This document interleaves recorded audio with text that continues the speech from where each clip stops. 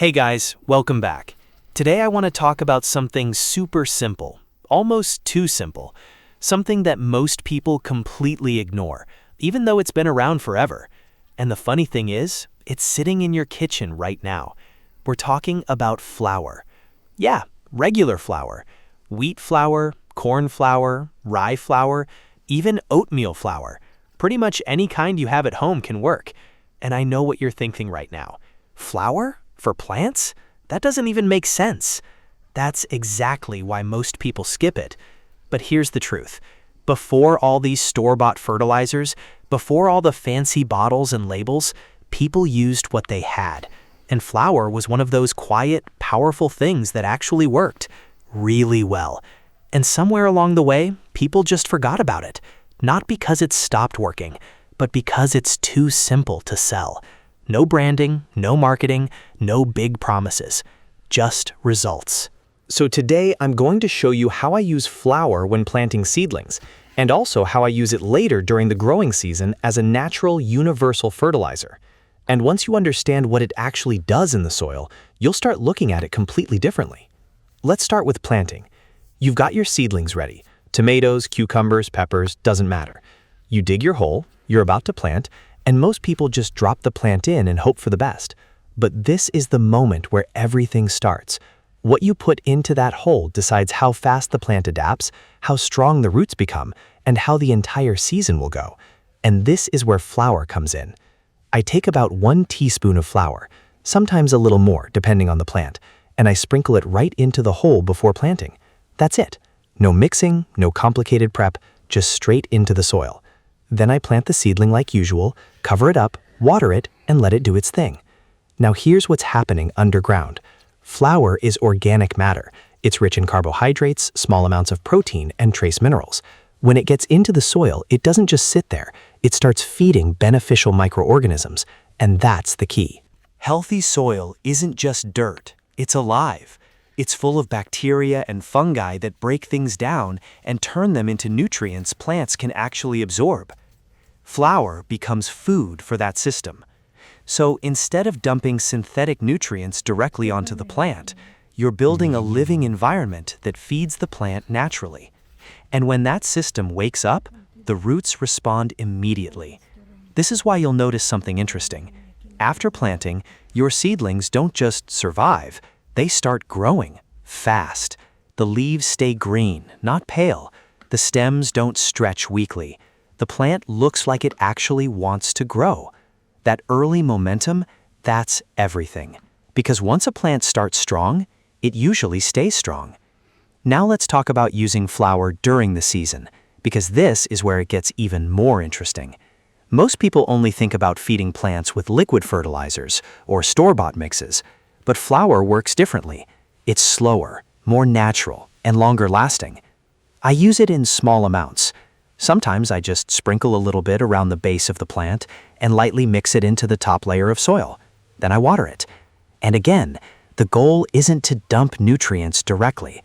The goal is to feed the soil. When you do that, the plant takes what it needs when it needs it. And that's why plants grown this way often look healthier overall, not just fast-growing, but balanced. Now let's go deeper into why this works. Flour contains starch, and starch is basically energy. When microorganisms in the soil break it down, they multiply faster, and as they grow, they release nutrients that were already locked in the soil. So you're not just adding something new, you're unlocking what's already there. That's a big difference. Most fertilizers add nutrients. Flour activates nutrients. Another big benefit is root development. When the soil biology becomes active, roots start spreading more aggressively. They explore more area, absorb more water, and become stronger. And strong roots mean everything. Because above the ground, the plant is only as strong as what's happening below. There's also something people don't talk about much: plant immunity. Plants growing in healthy, biologically active soil are naturally more resistant to diseases. Not because you sprayed something on them, but because they're stronger from the inside. You'll often notice fewer issues like yellowing leaves, slow growth, or weak stems. Now, let's address something important. Why did people stop using this? If it works so well, Why isn't everyone doing it? Simple. Because it's not instant. We live in a time where people want fast results. Pour something, see a reaction the next day. Flour doesn't work like that. It works gradually, naturally, and that's exactly why it's so powerful. Also, you can't really sell flour as a miracle fertilizer when it's already in everyone's kitchen. So companies push other products instead, and slowly, these simple methods just fade away. Another reason is misunderstanding. Some people tried it once, maybe used too much, maybe used it the wrong way, and didn't see results, and they gave up. But the key with flour is moderation. You don't need a handful. You don't need to dump it. Small amounts. Consistent use. That's it. Now let me give you a real example. Let's say you have 2 tomato plants. Same soil, same watering, same sunlight. But one gets a small amount of flour at planting and occasional feeding during the season. The other gets nothing. After a few weeks, the difference starts showing. One is thicker, greener, stronger. The other looks okay, but not impressive. By the time fruiting starts, that gap becomes even bigger. More flowers, more fruit, better development. And the crazy part is, it all started from something as simple as flour. Now let's talk about types. Like I said earlier, almost any flour works. Wheat flour is the most common. Corn flour works too. Rye flour, oat flour, all good options. Even old flour that you're not going to use for cooking anymore. Perfect. Just make sure it's not moldy or spoiled. There's also a small trick if you want to boost the effect. You can slightly moisten the flour before applying it. Not turn it into dough, just make it a bit damp. This helps it start breaking down faster in the soil. But honestly, even dry flour works fine. Now here's something important. Don't apply it on dry, hot soil and leave it sitting there. Always combine it with watering, because moisture is what activates everything. No water, no process. Also avoid putting too much directly against the stem. Keep it slightly around the plant, not right on it. Simple detail, but it matters. And one more thing.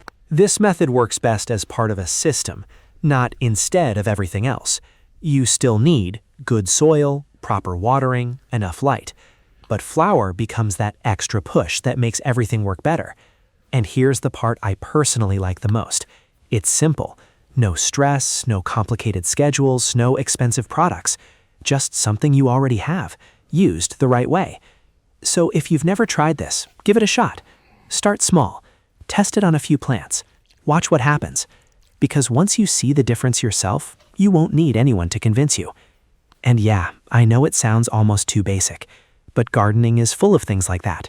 Simple methods that actually work, but get ignored because they're not fancy enough. All right, that's it for today. If you found this useful, let me know what you're growing this season.